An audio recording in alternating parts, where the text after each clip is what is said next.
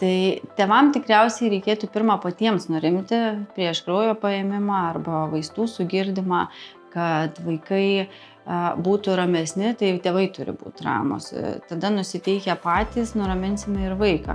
Paimdami kraują vis dėlto vis tiek nemeluojame ir sakom, kad gali truputį skaudėti, bet kad tu šaunuolis ar šaunuolė gali paimti kraują ir jokių būdų neduoti apdovanojimų ar ne vaikui, o kaip tik įsivertinti situaciją ir paskatinti žodžiais, kad tu šaunuolis, tau pavyko ar ne, sugebėjai.